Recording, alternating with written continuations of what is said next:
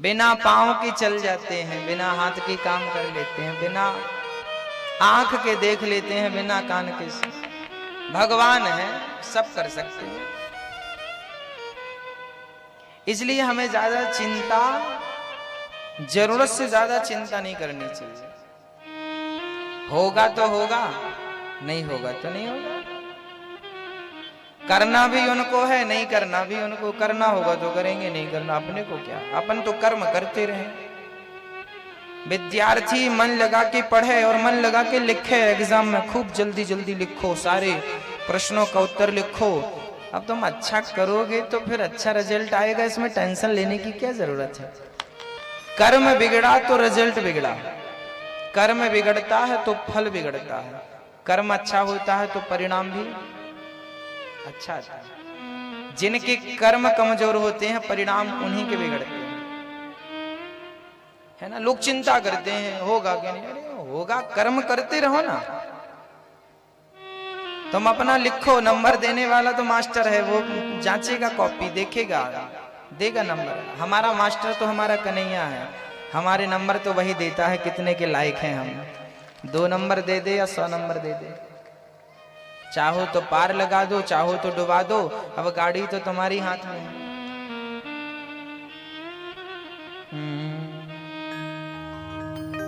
फूलों में रख चाहे कांटे चुभा दे, गाड़ी है तेरे हवाले, तू जाने तेरा काम जाने।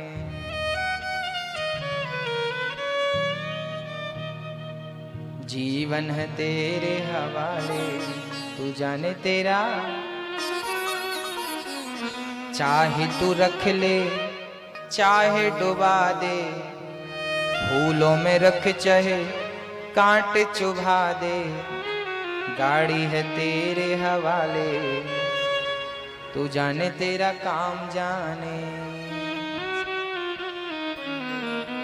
अब सौंप दिया इस जीवन का सब भार तुम्हारे हाथों में। अपना भार उठाओ और किसके हाथों में? अब सौंप दिया, तुम केवल खुश रहा करो, टेंशन फ्री। क्या करना है तुम्हें? क्या करना? खुश रहो, हंसते रहो, क्योंकि ये शरीर जो है ना, हंसने मुस्कुराने प्रसन्नता के लिए है। आपने कभी गधे को हंसते देखा? पीथमपुर में गधे हंसते हैं, बिल्ली हंसती है, कुत्ता, भैंस हंसती है? नहीं नहीं। 84 लाख योनियों में केवल मनुष्य अर्थात आपको और हमको हंसने का मौका मिला। खूब हंसा करो, अभी हंस लो, क्या बिगड़ा है? और जोर से, मैया जी आपका दांत क्या टूट गया था? थोड़ा गैप दिख रहा है। बोलो राधे राधे। ऐसे ही हंसा करो, खुश रहा करो। बंदर का मुंह बनाए बैठ जाते,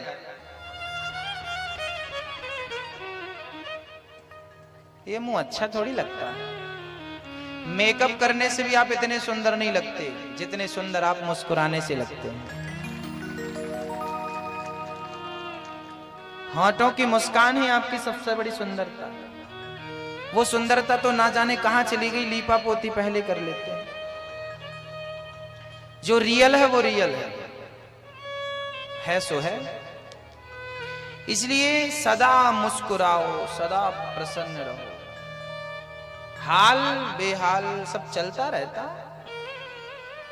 हाँ मैया जी, टेंशन घर पे, पहली बात तो टेंशन लेने का नहीं।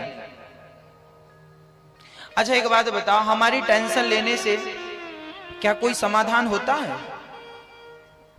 हल होती है समस्या? यदि हमारे टेंशन लेने से समस्या हल हो रही है तो हम ले लें, होती है। एक बात बताओ कि हमारा चाह कुछ होता है क्या? यदि हमारा चाह कुछ होता ही नहीं है तो हम इतना ज्यादा चाह रखें क्यों? भाई तुम्हारा चाह कभी नहीं होता मेरी माँ, सब कुछ ईश्वर का चाह ही तो होता है। हम लोग थोड़ी चाहते हैं कि हम बुढ़े हो जाएं, पर हो जाते हैं। नहीं चाहते फिर भी हो रहे हैं। कोई थोड़ी चाहता है कि हम अंधे हो जाएं, फिर भी अंधा हो जाता है। कोई थोड़ी चाहता है कि हम बीमार पड़ जाएं, फिर भी पड़ जाता है। कोई थोड़ी चाहता है कि घुटनों में दर्द चालू हो जाए, फिर भी हो जाता है। कोई थोड़ी चाहता है कि पेट में दर्द हो जाए, फिर भी हो जाता है। हमारे चाहने से हुआ क्या आज तक, ये बताओ? सारा कुछ तो उसी के चाहने से हुआ है। इसलिए तुम अपनी चाह ही खत्म कर दो और जो वो चाहता है उसकी चाह में, मर्जी में राजी हो जाओ। तेरी मर्जी का मैं हूं गुलाम, मेरे अलबेले राम। जो भी कराल मैं हूं तुम पर न्योछावर, जो भी कराल मैं हूं तुम पर न्योछावर। दे दो सजाया इनाम, मैं तुम्हारे चरणों में पड़ा हूं, चाहो तो लात मार दो और चाहो तो उठाकर गले से लगा लो, तुम्हारी मर्जी है ना? हम किसके दर पे पड़े हैं? कन्हैया तुम्हें एक नजर देखना है। दर्शन की चाह लेकर जाओगे, मिलना ना मिलना उनकी मर्जी है, और उन्हें पाने की इच्छा तो हमारी ही मर्जी होगी ना। जो तुम्हारी मर्जी है वो उचित मर्जी रखो, उन्हें पाने की मर्जी तो हो, बाकी कोई मर्जी ना हो, बाकी कोई इच्छाएं ना हो।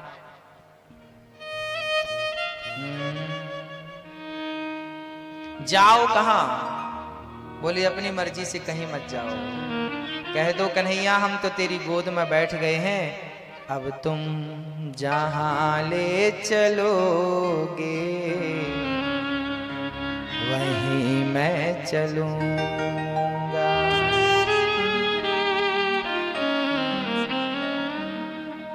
जहां नाथ रख दोगे, जहां नाथ रख दोगे वहीं मैं रहूंगा। जहां ले चलोगे वहीं मैं चलूंगा।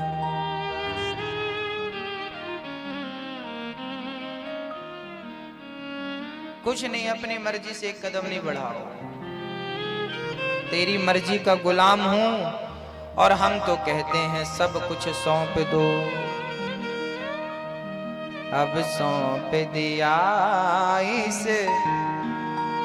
जीवन का सब भार तुम्हारे हाथों। मेरे पास कुछ नहीं, ये पैसा है, ये जब तक मेरे पास होगा ना तो इसे संभालने की चिंता मुझे होगी, पर ये भगवान को दे दी। अब तू जान, तेरा काम जाने, मैं क्या जानूं। तो सारी चीजें अपने पास रखोगे तो टेंशन होगी। सब कुछ दे दो ना कन्हैया को। ये हम कहते हैं कि तुम घर के मालिक हो ना, कह दो कि कन्हैया मैं तेरा चाकर हूं, तू मेरा मालिक। बना दो उसको अपने घर का ठेकेदार, बना दो उसको अपने घर का मालिक, फिर देखो आनंद ही आनंद है। अब सौंप दिया इस जीवन का सब भार तुम्हारे हाथों में। क्या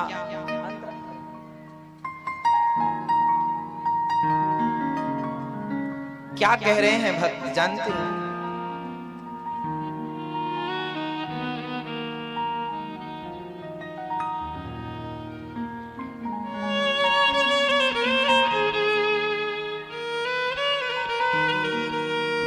मेरा निश्चय बस एक यही,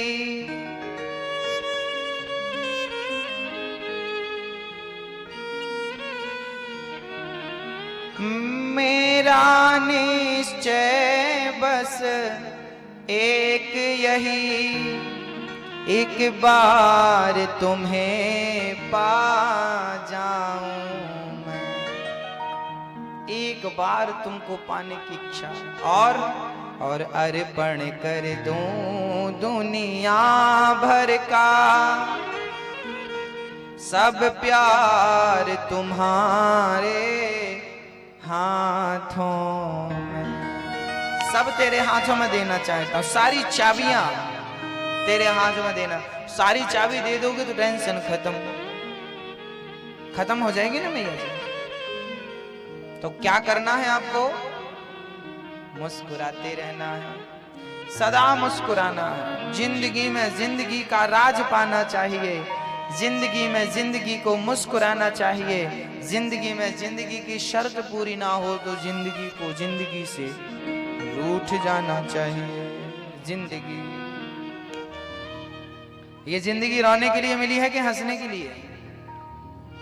हाँ, थोड़ा हंस भी लिया करो मेरी माँ, अच्छे लगते हैं आपके, बिल्कुल दांत नहीं है। बोलो राधे।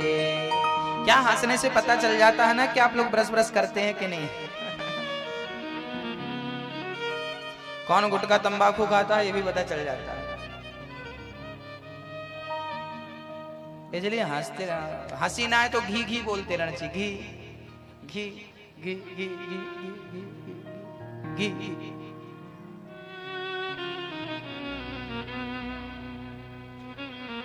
कल हमने सुना भगवान ने गोवर्धन उठा लिया। हाँ, गोवर्धन उठा लिया। भगवान ने गोवर्धन उठाया, गो का वर्धन किया। इंद्र की पूजा करने की जो गलत परंपराएं थी वो बंद कर दी। भगवान कृष्ण के पिता नंद बाबा किसकी पूजा करते थे? इंद्र की पूजा करते थे, साल में एक बार। भगवान बोले इंद्र की पूजा ना करो, गोवर्धन की पूजा करो। पुरानी परंपराओं को, गलत परंपराओं को भगवान ने बंद कर दिया और सही परंपराओं को चालू कर दिया। आप भी अपने घर में जो गलत परंपराएं चालू रखे हैं, कृपया उन्हें जल्दी से बंद करें और नई परंपराएं, अच्छी परंपराओं को आगे बढ़ाएं। जैसे गलत परंपराएं क्या? उदाहरण के तौर पे कई लोगों के घर पे बकरा काटते हैं और कहते हैं हमारी देवी मांगती है। कौन सी देवी है भाई जो बकरा खाती है? क्यों बदनाम कर रहे हो देवी? खाना तुमको, देवी देवता का नाम लगा रहे हो। पड़ेंगे डंडे, भगवान मारेंगे तब अक्कल आएगी। कोई देवी देवता बकरा बकरा नहीं मांगती। अपने स्वाद के लिए आप बदनाम कर रहे हो देवी देवताओं को। अरे महाराज जी, हमारे तो शादी हो, कोई भी काम हो तो हमारे बकरा चढ़ता है, देवी मांगती है। अरे भाई, बकरा चढ़ाने से देवी खुश होती है तो बकरा तो एक जीव है। खुश करना है तो फिर अपना सिर काट दो ना, बहुत जल्दी खुश हो जाएगी। अपने आप का बलिदान दे दो। खुशी करना ना देवी को तो तुम अपने। रावण तो सिर काटता था, रावण बकरा नहीं चढ़ाता था, वो भी बलिदान देता था। पर रावण ना अपने सिर काटता था, उसमें घी भरता था और स्वाहा। 10 सिर थे, सोचा 2-4 काट दो। 2-4 बच्चे पैदा करो, बलिदान कर दो। चढ़ाना, बकरी को मारना, वो भी तो किसी माँ का बेटा है बकरा। उसकी भी तो, उसने भी तो दूध पिलाया है जैसे तुमने अपने बच्चे को पिलाया है। ये बहानेबाजी मत करो। कोई देवी देवता कहीं लिखा बता दो तो मैं आपका जीवन भर गुलाम हो जाऊंगा। कहीं नहीं लिखा कि किसी देवी देवता को बलिदान बोलते ना। बलिदान का पहले अर्थ तो समझो। बलि, इसका संधि विच्छेद करते हैं। बलिदान, बलि प्लस दान बराबर बलिदान। बलि किसका नाम था? राजा बलि, जिनके यहां वामन भगवान गए थे। बलि ने क्या दान किया था? पूरा सर्वस्व, अपने आप को दान कर दिया, सब कुछ दान कर दिया। तो जब राजा बलि ने सब कुछ दान किया, उसके बाद से लोग जब सब कुछ दान करने लगे तो उसका नाम हो गया बलिदान। बलिदान का अर्थ है सर्वस्व दान कर देना ही बलिदान है। बलि की तरह, राजा बलि की तो सब कुछ दे दो, इसका नाम बलिदान? बकरा।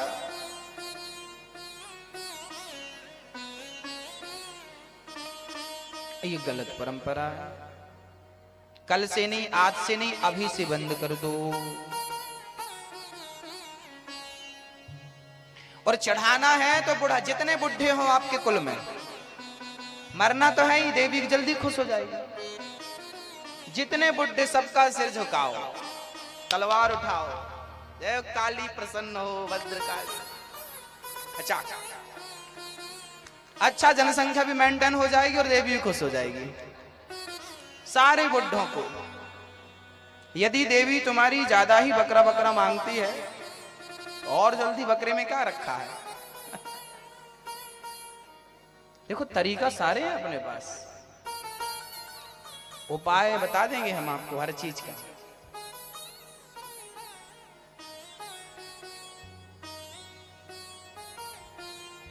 और अपने दादा परदादा को नहीं मारना, तो फिर भगवान ने तुम्हें हर हाथ में 5 उंगली दे रखी है, एक उंगली काटते रहो। भद्रकाली को एक उंगली काट करके सेवा। हमारे गांव के पास माता जी का एक मंदिर है, वहां पर लोग ना अपनी जीभ काट के चढ़ाते हैं। किसको? माता जी को। आज भी आप लोग जाएंगे, बहुत सारी माता जी के मंदिर आसपास भी आपने देखा और सुना होगा, जीभ काट के चढ़ाते हैं। और माता जी का ऐसा प्रताप है कि जीभ काट के जिसने चढ़ाई है उसकी 10 मिनट के अंदर जीभ वापस दे देती है माता जी।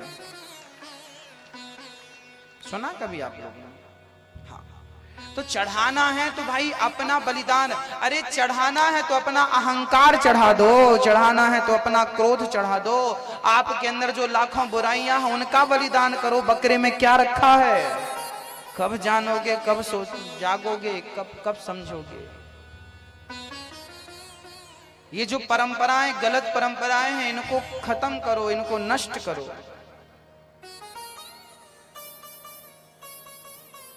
भगवान ने बंद कर दी गलत परंपरा, आप भी बंद करो। हमारे शास्त्र कहते हैं अहिंसा ही परमो धर्मः। किसी की रक्षा करना तो आपका धर्म है, पर किसी की जान लेना आपका धर्म नहीं।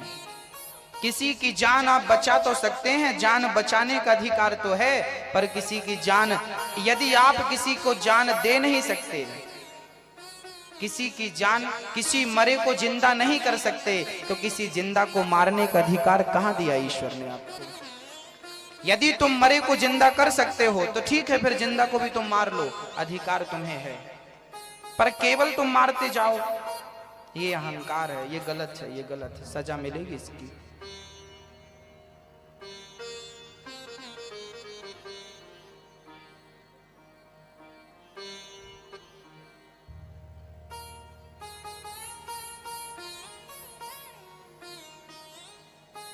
बोलो राधे राधे।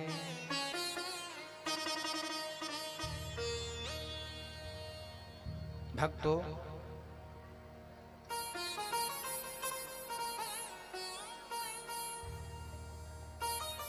भगवान श्री कृष्ण आज यमुना के पावन तट पर के सुंदर सी बांसुरी बजा रहे हैं। वरहा पीडम नटवर बपुः कर्णयो कर्णिकारं बिभ्रद्वासः कनक कपिशं वैजयन्तीं च मालाम् रन्ध्रान् वेणोरधर सुधया पूरयन् गोपवृन्दैर् वृन्दारण्यं स्वपदिरमणं प्राविशद्गीतकीर्तिः।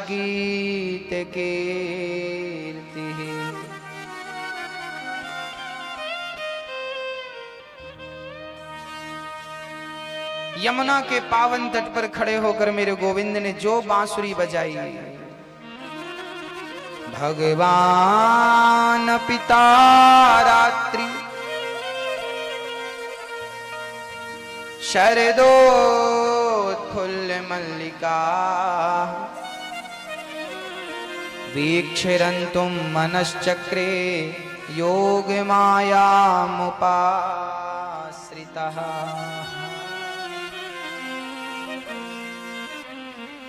देखो शरद पूर्णिमा की पावन रात्रि आई। उस रात को भगवान ने बड़ी सुंदर बांसुरी बजाई, बहुत अद्भुत बंसी। उस समय जिस समय भगवान ने बंसी बजाई, गोपियां अपने अपने काम में बिजी थी, व्यस्त थी। एक सखी शाम का टाइम था, गैया चर के जंगल से आई। एक सखी गाय दो रही थी, एक सखी आंखों में कजरा लगा रही थी, एक सखी का बच्चा जाग गया, उसे दूध पिला रही। अपने अपने कामों में गोपियां व्यस्त थीं। तभी मेरे गोविंद ने बंसी छेड़ दी। चारों तरफ उस बंसी की ध्वनि जब गई तो गोपियों के कानों में पड़ी। अच्छा, जब बंसी बजी तो गोपियां तो बहुत थीं, पुरुषों ने भी सुनी होगी, दुष्टों ने भी सुनी होगी ना। बोले जब भगवान की बंसी बजी तो बंसी की तान वही लोग सुन पाए जिन्हें भगवान ने सुनवाना चाहा। कहते हैं ना कि भगवान की कथा वही सुन पाता है जिसे वो सुनवाना चाहते हैं। भगवान का दर्शन वही कर पाता है जिसे वो दर्शन देना चाहते हैं। कथा में तुम आ भी जाओ और यदि वो ना चाहे तो बैठे रहोगे, आप सुन कुछ नहीं पाओगे। और सुनवाना चाहे तो किसी भी प्रकार कहीं भी रहो, वो खींच के ले आएगा अपने चरणों में। वो कृपा करते हैं ना, जो बड़ी महिमा भक्तों, क्या बताऊं, बड़ी बड़ी अद्भुत महिमा।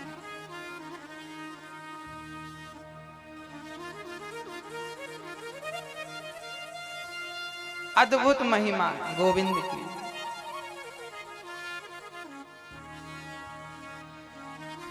जब बंसी बजी तो गोपियां अपने काम में बिजी थी।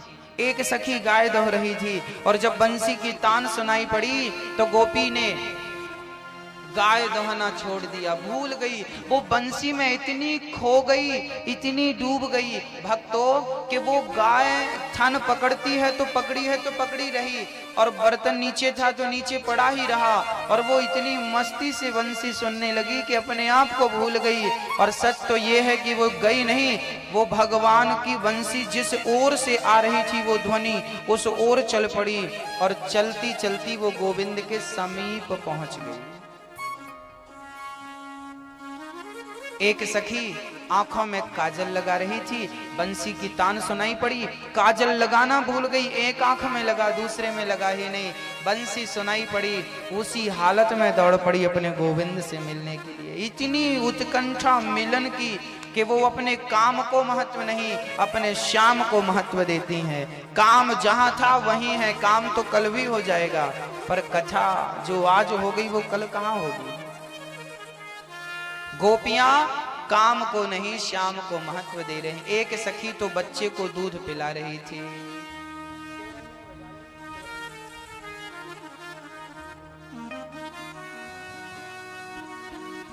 एक सखी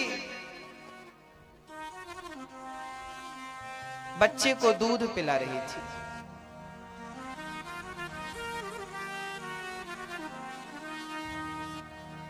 बच्चे को भी दूध पिलाना शुरू ही किया था कि बंसी की तान सुनाई पड़ गई। भूल गई सखी कि मेरी गोद में एक बच्चा भी है। नीचे किया बालक को, खड़ी हो गई और जिस ओर से बंसी आ रही थी उस ओर सखी दौड़ पड़ी। अर्थात गोपियों के हृदय में भगवान के प्रति इतना प्रेम था कि वो काम, बच्चे को दूध पिलाने जैसे काम को भी वो छोड़ करके और भगवान से मिलने के लिए चल पड़ी। अर्थात गोपियों के जीवन में कृष्ण का कितना महत्व था, कितना प्रेम रहा होगा, आप इस छोटी सी बात से कल्पना कर सकते हैं। ये बात सुखदेव जी केवल इसलिए कह रहे हैं कि आप कल्पना कर लें कि उनका प्रेम किस कोटि का रहा होगा। प्रेम प्रेम सबसे उत्तम है, पर प्रेम भगवान से हो तो। यदि आपने दुनिया वालों से प्रेम किया, गलत है, प्रेम गलत है। दुनिया वालों से प्रेम करोगे तो गलत है, और वो प्रेम दुनिया वालों से ना करके गोविंद से करोगे तो वो प्रेम बिल्कुल सही है, सही जगह।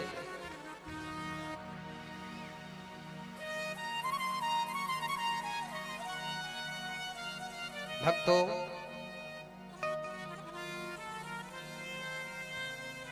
सारी सखियां आ गई, भगवान ने गोपियों का स्वागत किया। स्वागतम वो महाभागा प्रियम किम करवाणि वः ब्रजस्यानामयं कश्चित् ब्रूतागमन कारणम्।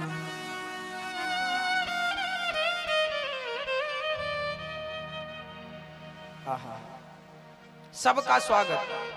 स्वागतम वो मां, आओ।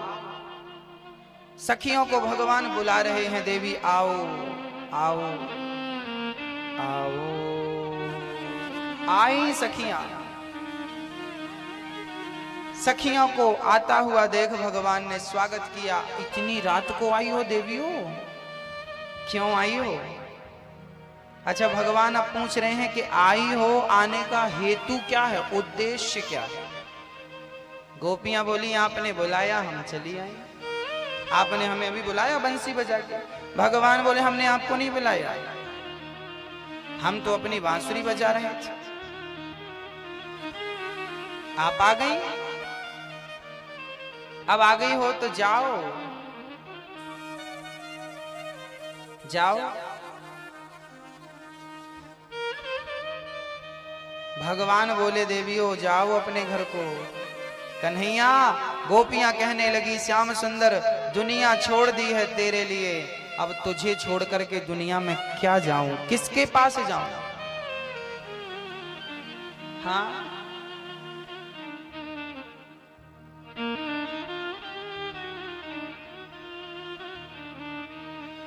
क्यों जाऊं?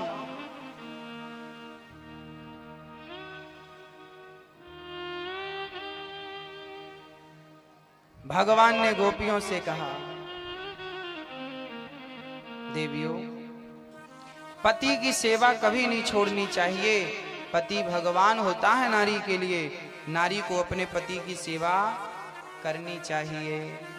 आप अपने पति को छोड़कर आई हो, अपने परिवार को छोड़कर आई हो, ये आपने अच्छा नहीं किया, जाओ अपने घर। गोपियां बोली श्याम सुंदर, दुनिया के लोग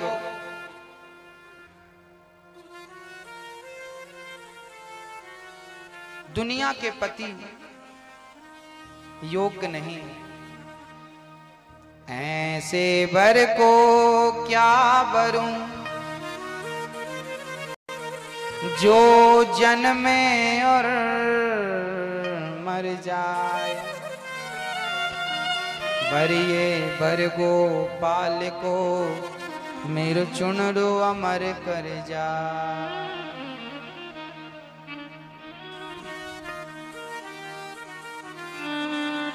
सारी सखियां गोविंद के पास पहुंच गईं और भगवान का उपदेश प्रवचन चालू हो गया। अब हम भगवान के उस ज्ञान को सुनेंगे जो ज्ञान भगवान ने गोपियों को दिया। दोहसीलो दुर्भगो वृद्धो जड़ो रोग्य धनो पिवा। भगवान कहते हैं देवियों, अपने पति को कभी नहीं छोड़ना चाहिए, पति चाहे कैसा भी। अद्भुत ज्ञान, अद्भुत बात कही मेरे गोविंद ने। ये ज्ञान हम सभी के लिए बहुत आवश्यक है, इसलिए ये ज्ञान हम आप तक पहुंचाना चाहते हैं। जरूर आप इसे सुनिएगा, श्रवण कीजिएगा।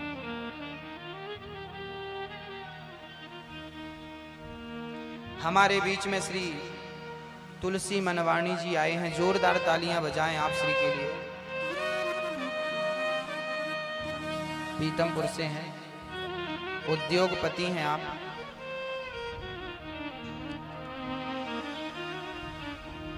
स्वागत है।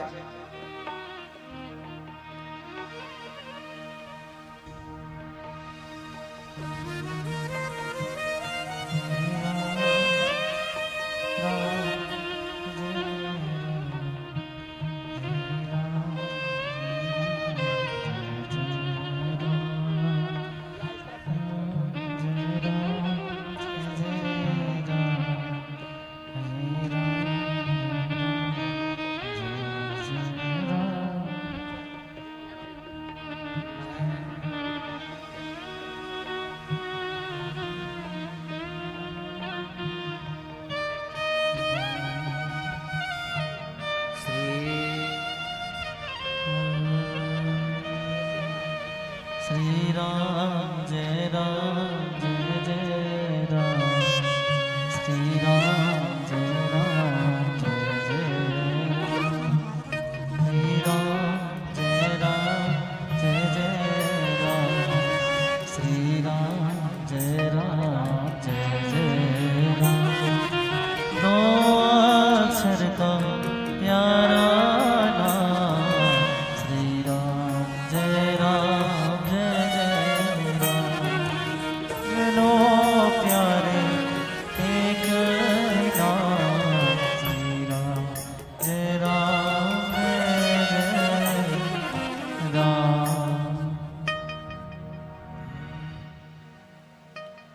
गोपियां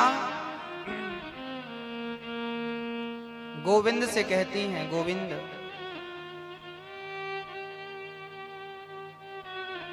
अब हम आ गई हैं, जा नहीं सकती।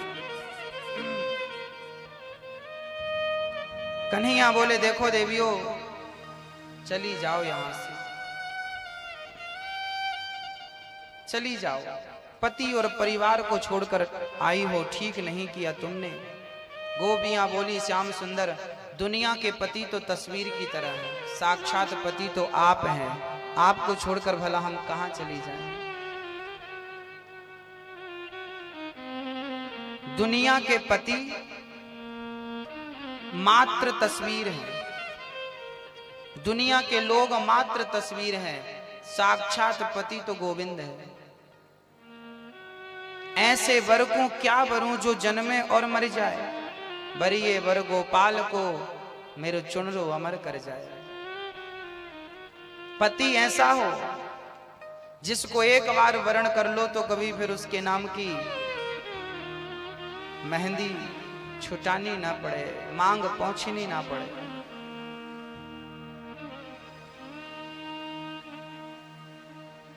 गोपियों को भगवान ने उपदेश दिया, जाओ अपने पति के पास, परिवार के पास। जब गोपियों ने कहा कि कन्हैया हमारे तो आप ही सब कुछ हैं। देखिए गोपियों की कितनी विलक्षण बात है। गोपियां कृष्ण के सिवा किसी को कुछ मानती ही नहीं थी। त्वमेव माता च पिता त्वमेव बंधुश्च सखा त्वमेव, पिता भी तुम हो, माँ भी तुम हो, परिवार भी तुम हो। भगवान के लिए दुनिया छोड़नी पड़े तो छोड़ देना चाहिए। प्रहलाद जी ने अपना पिता छोड़ा था, किसके लिए? पिताजी ने कहा कि बेटा भगवान का भजन ना करो, मेरा भजन करो। पिता के आज्ञा का उल्लंघन कर दिया प्रहलाद जी ने। जो ज्ञान आपको ईश्वर से दूर ले जाए वो ज्ञान कहां है? जो गुरु आपको ईश्वर से दूर ले जाए वो गुरु कहां है? भक्तों, प्रहलाद जी ने पिता को छोड़ा, विभीषण ने भाई को छोड़ा, गोपियों ने पति को छोड़ा, और तो और राजा बलि ने शुक्राचार्य जैसे गुरु को छोड़ दिया भगवान के लिए। क्योंकि शुक्राचार्य जी मना कर रहे थे, 3 पग भूमि का दान मत करो, दान मत करो। राजा बलि कहते हैं, प्रभु जिसके दर पे दुनिया हाथ फैलाए खड़ी है, आज वो मेरे दर पे भीख मांगने आया है, मैं क्यों ना उसे देकर के अपने आप को अमर कर लूं। और देकर के राजा बलि ने अपने आप को अमर कर लिया। भक्तों, गोपियों का जब भाव भगवान ने सुना, गोपियों के हृदय में अपार प्रेम था, गोविंद के चरणों में अनुराग था। पति कैसा हो? भगवान श्री कृष्ण पत्नियों से कह रहे हैं, मैया जी, ओ मैया, ध्यान देना मेरी मां, पति कैसा भी हो, नारी को कभी अपने पति का त्याग नहीं करना चाहिए। अब आप कहो महाराज जी, पति तो दुष्ट है, शराबी है, दुर्व्यवहारी है, अब क्या करें? कोई बात नहीं। पद्म पुराण में एक छोटी सी चर्चा आती है, वो मैं आपके सामने रखता हूं। एक स्त्री थी, उसका पति बीमार हो गया, अनेक बीमारियों का शिकार हो गया। शादी के 2 वर्ष के अंदर ही उसका पति बीमार हो गया, कोढ़ का रोग हो गया।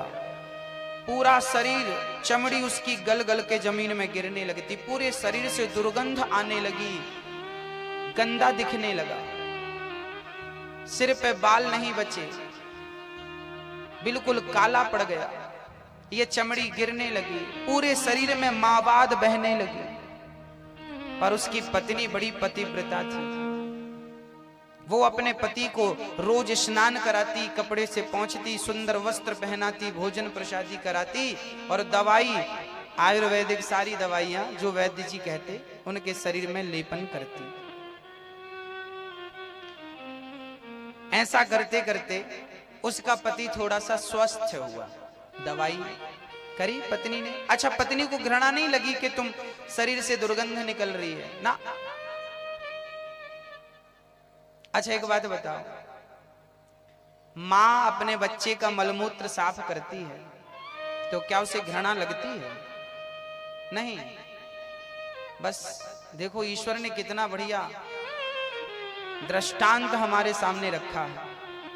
मां बच्चे का मलमूत्र साफ करती है पर मां को घृणा नहीं लगती।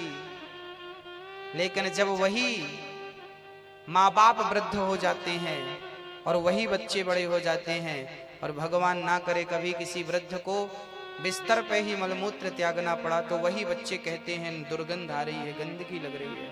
अरे जिन माँ बाप ने तेरे लिए कभी नाक नहीं सिकोड़ी, आज तू उनके लिए नाक दबा करके जा रहा है। सब में भगवान का दर्शन करना। मेरी माँ 12 भगवान का अवतार लिया भगवान ने। क्यों लिया? भगवान कहना चाहते हैं कि मैं सबके भीतर हूं। दीन दुखियों की जब तुम सेवा करते हो तो वो सेवा ईश्वर की होती है उस रूप में।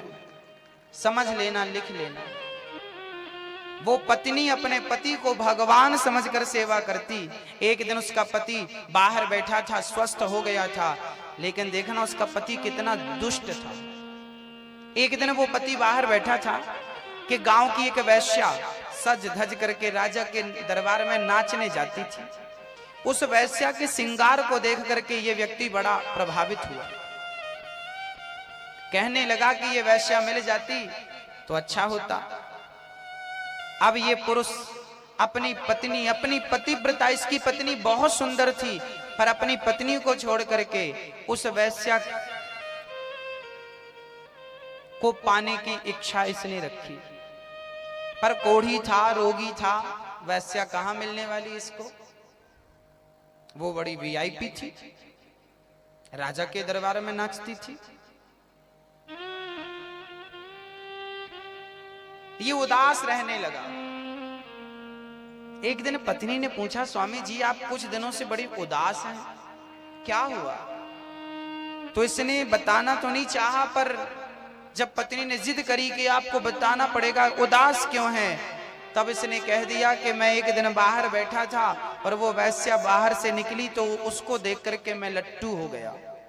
मेरा दिल उसके साथ चला गया, मैं उसे पाना चाहता हूं बस। अब देखो पति अपनी पत्नी से कह रहा है कि मैं उसे पाना चाहता हूं। आपका पति कह रहा होता आपसे ऐसा तो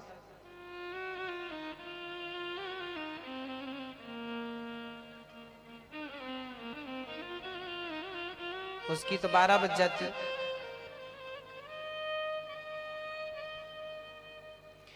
पर उस स्त्री ने क्या किया, ये शास्त्रों की चर्चा है, जरा देखिए।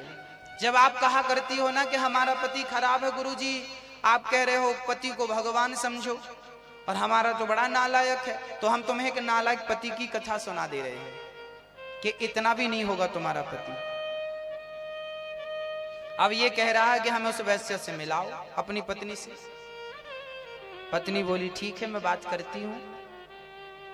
पद्म पुराण में लिखा है कि अब ये पतिव्रता नारी उस वैश्या के घर सुबह सुबह जाती और प्रातः काल उसके घर की झाड़ू पोंछा बर्तन करके आ जाती, पूरे घर को साफ सुथरा कर देती। वैश्या लेट जागती थी 8-9 बजे। उसने देखा कि मेरे घर का सारा काम किसने कर दिया। एक दिन उसने ताड़ लिया, देख लिया, अरे देवी आप मेरे घर झाड़ू पोंछा कर रही हो, क्यों? आप तो बड़ी पतिव्रता हो, आपके तो बड़े चर्चे हैं कि आप बड़ी पतिव्रता और मैं वैश्या, और आप पतिव्रता और आप मेरे घर, मैं आपके घर झाड़ू पोंछा करूं तो बात समझ में आती है, पर आप मेरे घर कर रही हो। तब उस महान स्त्री ने कहा, देवी मेरा पति जो है वो आपकी सुंदरता पर मोहित हो चुका है, एक बार वो आपसे मिलना चाहता है, मेरे पति को आप मिलने का मौका एक बार दे दीजिए। वैश्या को पता था कि आपके पति को कोढ़ का रोग है, पर आप कह रही हो तो मैं आपकी बात कैसे टाल सकती हूं। ठीक है, आज रात को अपने पति को मेरे पास भेज देना। वैश्या राजी हो गई। अब ये स्त्री दौड़कर घर गई, अपने पति से कहा कि आज आपको उसने बुलाया है, आप चले जाइए, मैंने बात कर ली। अब तो कोढ़ी बड़ा खुश हुआ कि मुझे तो आज जाना है, बड़ा प्रसन्न, बड़ा खुश, चलने लगा। शाम हुई, तैयार होकर के बढ़िया जाने लगा। जब घर से बाहर निकला तो संयोग देखिए, उसका पांव एक पत्थर से टकरा गया और वो धड़ाम से जमीन में गिरा, उसके पांव में मोच आ गई, और मोच जब आई तो वो एक कदम भी चल नहीं पाया, रोने लगा, मैं कैसे जाऊंगा, उसने तो आज बुलाया, अब तो मोच आ गई, अब कैसे जाऊंगा, रोने लगा। पति को रोता हुआ देख पत्नी को रहा ना गया। पत्नी बोली, स्वामी जी मत रोइए, पांव में आपके मोच आई है, मेरा पांव ठीक है, मैं आपको ले चलूंगी। बोले, तुम कैसे ले चलोगी, मेरे से चलना नहीं आता। बोले, आपको चलने की जरूरत नहीं है, मैं अपने कंधे पर बिठा के ले चलूंगी। लो भैया, पत्नी बैठ गई, पति को अपने कंधे पर बिठा लिया और खड़ी हो गई, चल पड़ी। पर गांव के अंदर से नहीं गई, गांव के बाहर के रास्ते से गई। अंदर से जाती तो लोग हजार प्रश्न करते, कहां जा रही है। बाहर के जंगल के रास्ते से गई। अब सोचिए कि पत्नी ने अपने पति को कंधे पर बिठा रखा और कहां ले जा रही है, वैश्या के। ये दर्शन आपने कभी किया नहीं होगा, पद्म पुराण में ऐसा लिखा है। चल पड़ी, पर देखना होना तो कुछ और ही था। हुआ वो नहीं जो वो पति चाह रहा था, हुआ कुछ और। क्या हुआ वो देखिए। जिस रास्ते से वो जा रही थी वो जंगल का रास्ता था। उस जंगल में उसी रात एक घटना घट गई। जिस राजा के घर में वो वैश्या नाचने जाती थी ना, उसी राजा के राज्य में कुछ चोर घुस करके चोरी कर रहे थे।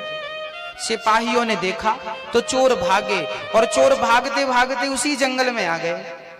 और उस जंगल में एक महात्मा की कुटिया थी, तो चोरों ने अपना चुराया हुआ धन महात्मा की कुटिया में रख दिया और चोर जंगल में छिप गए।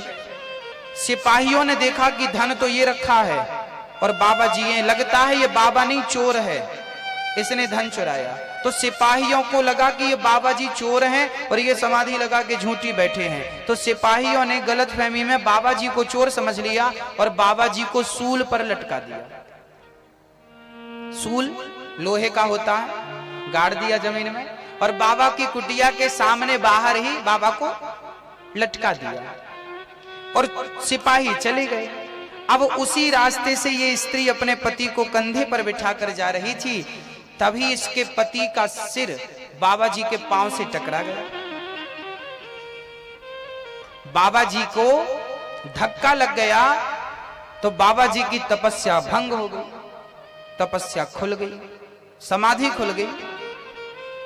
महात्मा जी की समाधि खुली, उन्होंने श्राप दे दिया, मूर्ख, जिसने मेरी तपस्या भंग की है, जिसके शरीर का मेरे शरीर में स्पर्श हुआ है और तपस्या भंग हुई, मैं उसे श्राप देता हूं, सूर्य उदय होते ही उसके प्राण निकल जाएंगे। अब तो कोढ़ी राम रोने लगे, मैं तो मरा, मैं तो गया। अब वो वैश्या वैश्या सब भूला, लगा रोने के, बस सूर्य उदय होते ही निपट जाऊंगा। महात्मा जी क्षमा कर दो, गलती हो गई।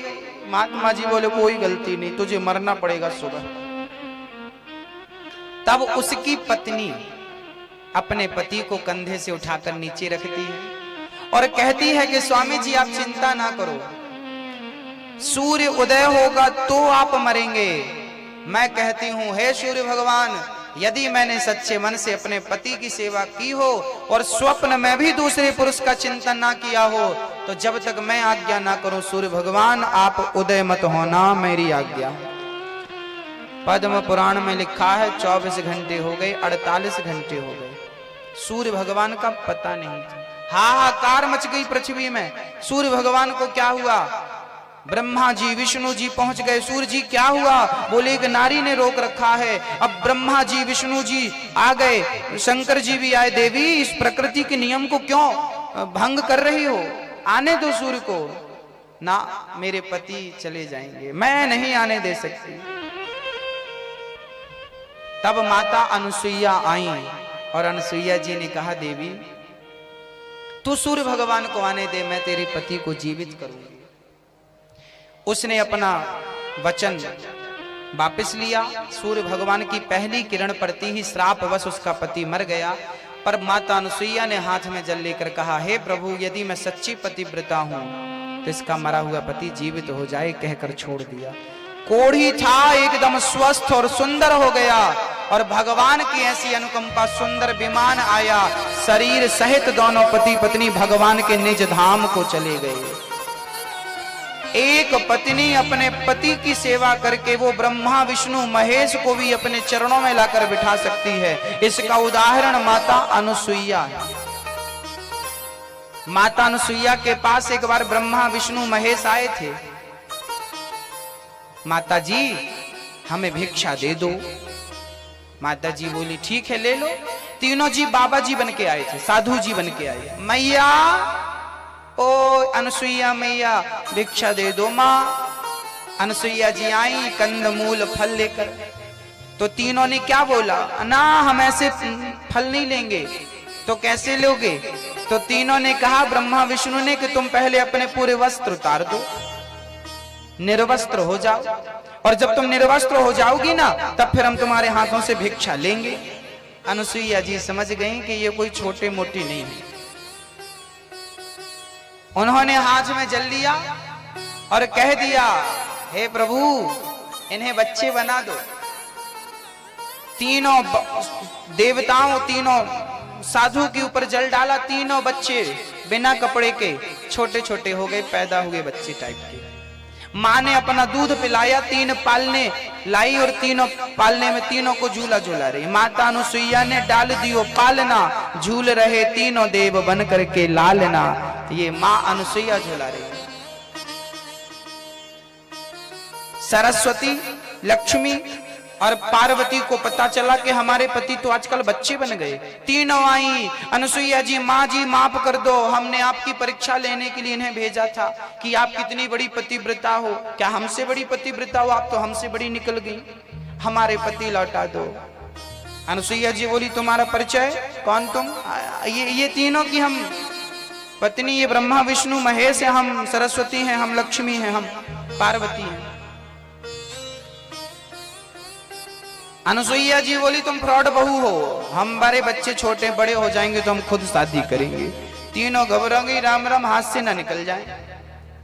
हमारे पति गिर पड़ी चरणों में। तो माता जी बोली, फिर एक काम करो, अपना अपना पति उठाओ, जाओ। अब तीनों बोली, भगवान इतने इतने पति क्या करेंगे हम? माता जैसे थे वैसे ही लौटा दो। तब माता जी ने तीनों को ज्यों का त्यों किया और ब्रह्मा विष्णु महेश माता अनुसुईया के चरणों में गिर पड़े हैं। ये पातिव्रत धर्म की महिमा है। एक स्त्री पतिव्रता होकर के सब कुछ कर सकती है। तो आपको क्या बनना है मेरी माँ? क्या बनना है? बोलो जोर से। पतिव्रता बन सकती हो, कोई बड़ी बात नहीं है। नारी को पतिव्रता ही होना चाहिए। जो अपने पति के अतिरिक्त किसी और को ना देखे, किसी पर पुरुष का चिंतन ना करे, सोचे भी ना, बस वही तो पतिव्रता है कलयुग में। अब आप कहो कि हमारा पति नालायक है, दुष्ट है, तो वो जैसा है वो रहे, उसको क्या करना, वो जैसा वो रहे, आप अपना मस्त रहो। एक बात यहां पे और समझने की है, समझने की ये है कि कई लोगों के पति बहुत अच्छे होते हैं, कई लोगों के पति बहुत खड़ूस होते हैं, दुष्ट। क्यों ऐसा क्यों होता है कि भगवान किसी को अच्छी जोड़ी देता है और किसी को झगड़े लड़ाई में जिंदगी गुजर जाती है? क्यों ऐसा होता है? मैया जी एक बात याद रखना मेरी बात, इस सृष्टि में आपको यदि सुख मिल रहा है तो वो आपके ही पुण्यों का फल है, और यदि दुख मिल रहा है तो वो आपके ही पापों का फल है, वो आपका ही किया हुआ। को न काहू को सुख दुख कर दाता, निज कृत कर्म भोग सब भ्राता। एक पत्नी थी, वो अपने पति से बड़ी परेशान थी। देखो आपका पति पिछले जन्म में क्या था, आपका पति आपको प्यार करता है और किसी का पति किसी को गाली देता है, मारता है, प्रताड़ित करता है। क्यों ऐसा क्यों होता है, इसका उत्तर देने जा रहा हूं, ध्यान पूर्वक सुनिएगा। एक पत्नी थी, उसके पति ने आज उसकी खूब पिटाई करी, दौड़ी दौड़ी अपने गुरुजी के पास चली गई। गुरुजी आज हमारे पति ने हमें बहुत मारा है, गुरुजी बताओ क्यों मारा है उसने हमें, बहुत क्यों मारता है, सबके पति तो बढ़िया है, हमारी पति घटिया है, क्यों? गुरुजी ने कहा ये बताओ तुम्हारे पति ने तुम्हें भोजन दिया कि नहीं? हाँ हाँ खाना तो देता, जाओ फिर। गुरुजी ने कहा तो जाओ, चली गई। दूसरे दिन फिर आई, गुरुजी आज बहुत मारा पति ने, बहुत मारा है। गुरुजी बोले कि आज उसने भोजन दिया? हाँ हाँ भोजन तो बराबर दिया। गुरुजी बोले तो फिर चली जाओ घर, जाओ। फिर चली गई। तीसरे दिन फिर आई, गुरुजी आज तो बहुत मारा, खोपड़ी फूट गई। क्यों मारा गुरुजी? गुरुजी बोले खाना दिया। अरे रोज देता है, खाना देता है कि नहीं मैं ये थोड़ी पूछ रही हूं, मारता क्यों है ये बताओ गुरुजी। गुरुजी बोले बेटी वो तुझे पिछले जन्म का तेरे से जो हिसाब था ना वो चुका रहा है। अरे ऐसा कौन सा हिसाब गुरुजी? तब गुरुजी ने कहा कि देखो ये जो आपका पति है ना, ये पिछले जन्म में आपका बेटा था, आप इसकी सौतेली मां थी। कौन सी मां? सौतेली जानते हैं? जानते हैं? सौतेली, आप सौतेली मां थी, इसकी मां मर गई थी बचपन में, तुमने बहुत अत्याचार किया था इस बच्चे पर। 4 दिन तक एक बार तुमने इसे भोजन नहीं दिया था, 4 दिन तक इसे तुमने खाना नहीं दिया था, पानी भी देती थी तो गर्म पानी देती थी पीने जिससे मुंह जल जाए, और इसे बांध कर तुमने कपड़े उतार करके इसके पूरे, और तुमने इसकी जो पिटाई की थी पूरा शरीर लाल पड़ गया था, शरीर से रक्त बहने लगा था, लेकिन तुम इतनी निर्दयी थी कि इतनी सी दया नहीं आई, मारती गई मारती गई मारती गई। उस जन्म में, पिछले जन्म में तुमने इसके साथ जितना अत्याचार किया, जितने थप्पड़ तुमने मारे थे, एक एक थप्पड़ का इस जन्म में वो तुम्हारा पति बनकर हिसाब ले रहा है, ब्याज सहित। मत भूल जाना कि ईश्वर के घर में थोड़ी देर है, अंधेर बिल्कुल नहीं। मैं दुखी हूं तो मेरे दुख का कारण मैं खुद हूं, मैं सुखी हूं तो मेरे सुख का कारण आपके अपने कर्म आपका। को ना काहू को सुख दुख कर दाता, निज कृत कर्म भोग सब भ्राता। अच्छा किया है तो अच्छा मिलेगा, बुरा किया तो पेड़ बोए बबूल का तो आम कहां से है? जो बोया है वही काटोगी मेरी मां। अब यहां एक बहुत बढ़िया प्रश्न खड़ा होता है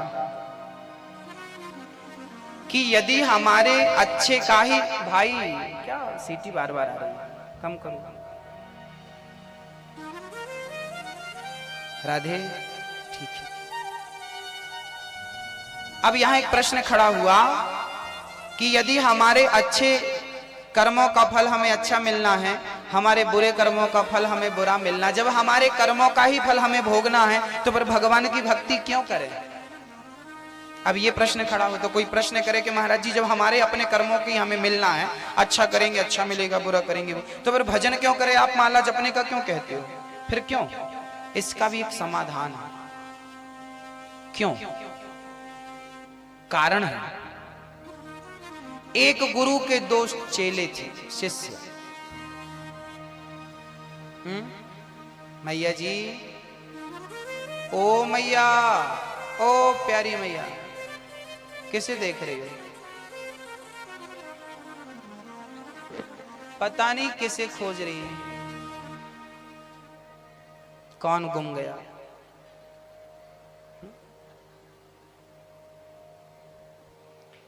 एक गुरु के 2 शिष्य थे। एक शिष्य सत्संग में जाता था, कथा सुनता था आप लोगों के जैसा, और एक शिष्य बड़ा नालायक था। वो वैश्या के घर जाता था, वैश्या का मुजरा देखने के लिए। वैश्या नाचती थी तो उसे अच्छा लगता था, जाता था।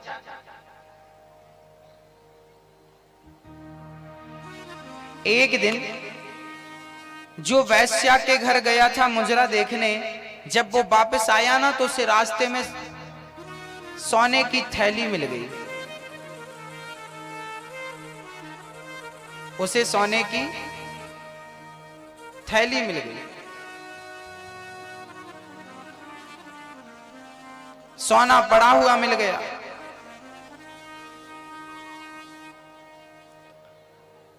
उसने सोना उठाया, माला माल हो गया।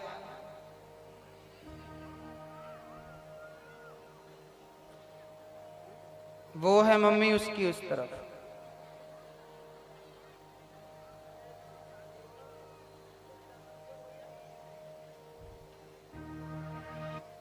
झुक के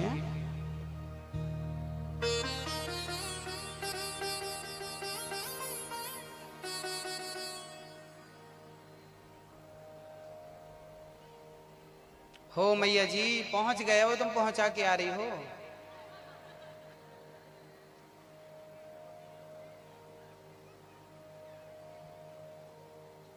मन स्थिर नहीं है क्यों?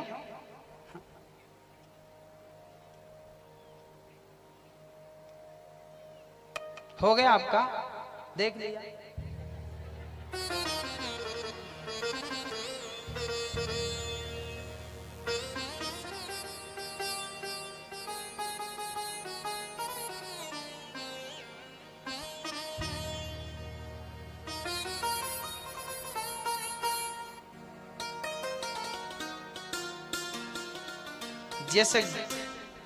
जिस बग्घी में दूल्हा बैठता है ना, उस बग्घी में जो घोड़ा होता है तो घोड़े का मालिक उस घोड़े की आंख बांध देता है। देखा कभी आपने? घोड़े की आंख बिल्कुल दबी रहती है, बिल्कुल सीधा बस दिखता है उसको, ऐसे वो पट्टी लगा देता है ताकि यहां वहां न देख। आपको भी लगाना चाहिए वैसे कथा में आने के पहले, ताकि केवल ठाकुर जी दिखे, दुनियादारी ना दिखे। क्योंकि उसको दिखता रहता है ना तो फिर वो सीधा नहीं चलता, वो यहां वहां दूल्हे को कहीं और ले जाएगा, किसी और दुल्हन से मिला देगा। हाँ।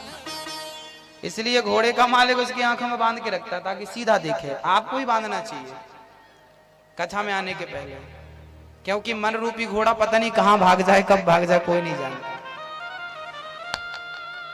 हाँ?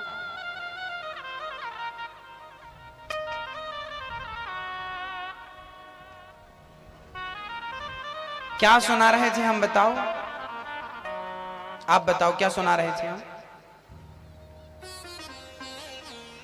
बोलो नहीं, आप बताओ, आप बताओ,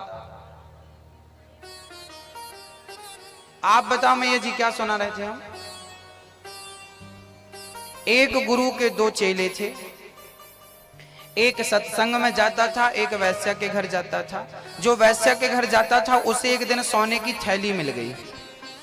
और जो सत्संग करने जाता था ना, उसके पांव में एक दिन लोहे की कील पांव में लग गई, और इतनी बड़ी कील लगी कि पूरे पांव को पार करके ऊपर निकल गई तलवे को।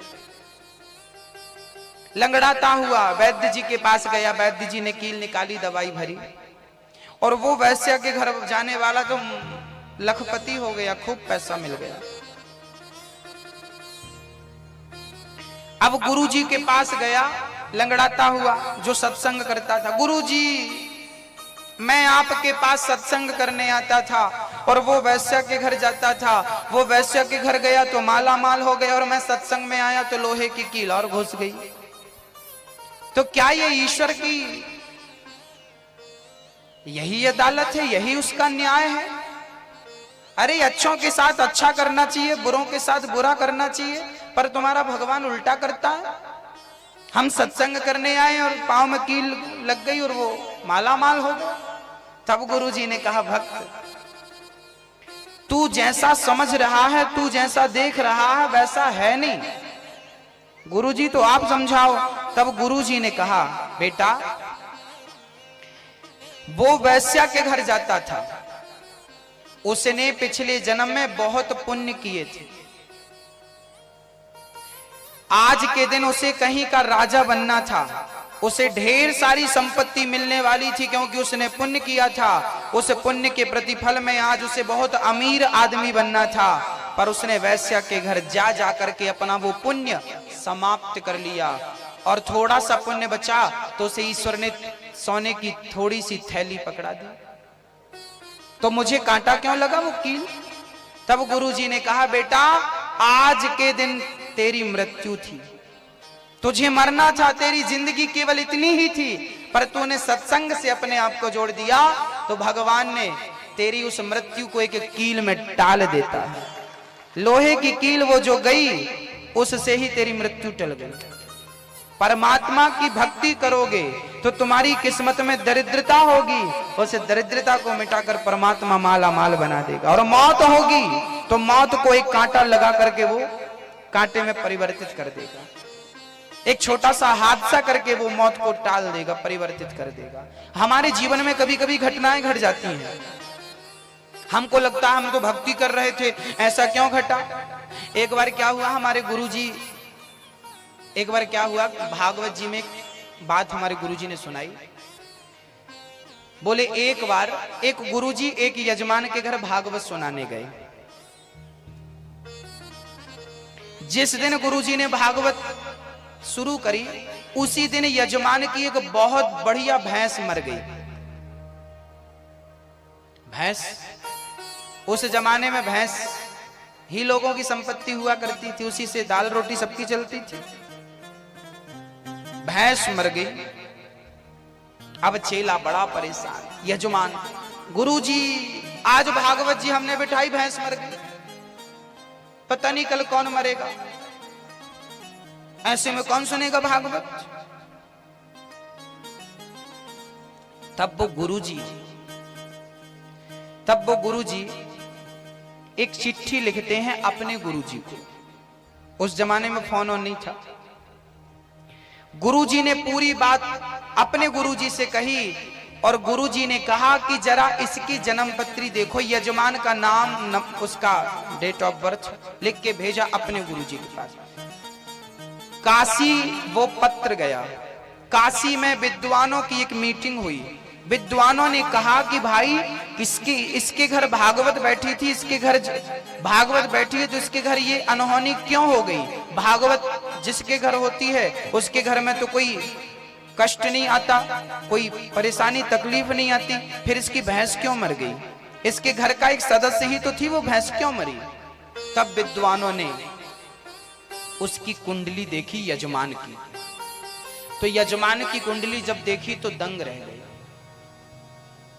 विद्वानों ने कहा कि भाई आज के दिन इसकी भैंस मर गई, भैंस को नहीं मरना था, आज के दिन तो यजमान को ही मरना था, पर भागवत का संकल्प था, तो भागवत के संकल्प से इसकी जगह पे इसकी भैंस को भगवान ने ले ली, इसकी मृत्यु टाल दी, इसकी जगह पे उसको ले लिया। क्यों ले लिया? क्योंकि इसने भागवत का संकल्प ले लिया था। याद रखना भक्तों, हम किसी अच्छे काम का संकल्प ले लेते हैं ना, तो जब तक वो संकल्प पूरा नहीं हो जाता, यमराज की ताकत नहीं है कि वो हमें मार सके। स्वयं ईश्वर रक्षा करते यदि संकल्प उचित है तो।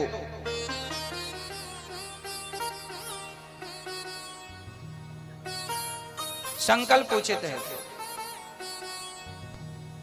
दान करने का संकल्प हो, कथा सुनने का संकल्प हो,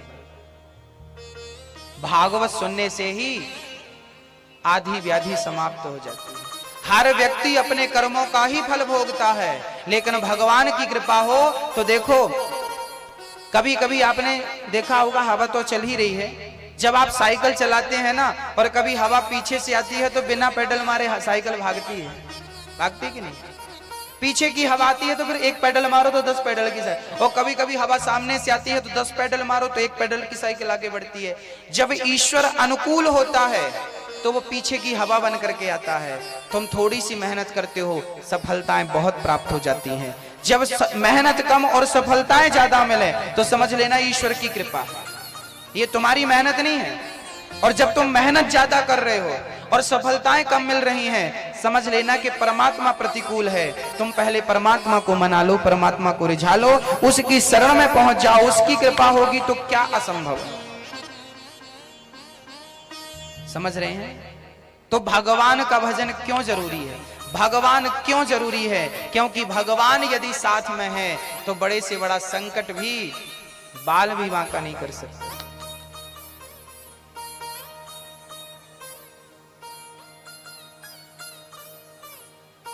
कहते हैं ना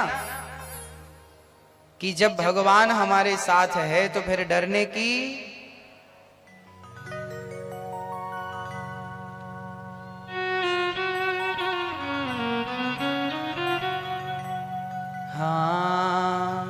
साविरा जब मेरे साथ है, बोलो डरने की क्या बात है।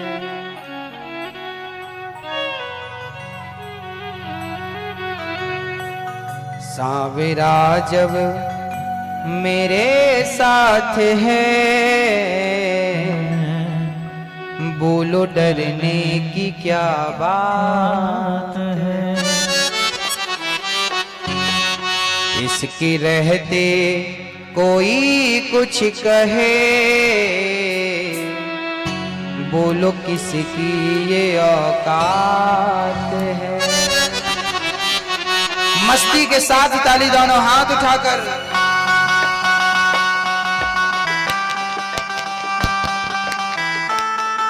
हरि बोल। हरे हरे हरे।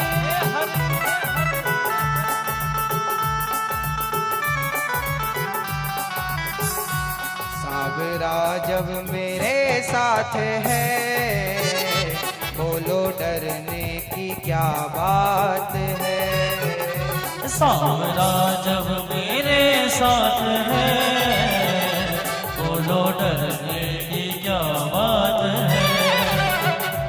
इसके रहते कोई कुछ कहे, बोलो किसकी ये औकात है।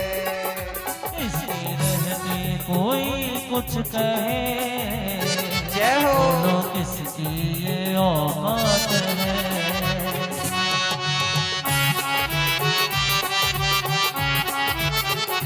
हरि बोल।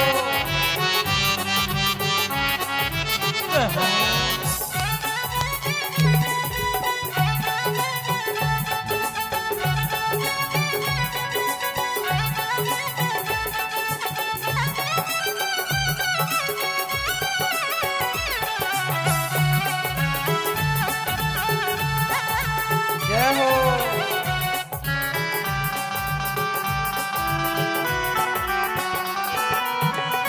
छाए काली घटाएं तो क्या, इसकी छतरी के नीचे हूँ मैं। छाए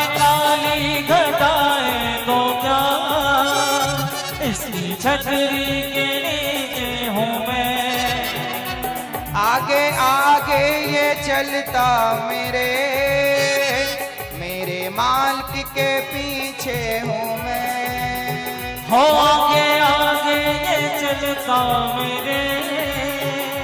मेरे मालिक के पीछे हूँ मैं। इसने पकड़ा मेरा हाथ है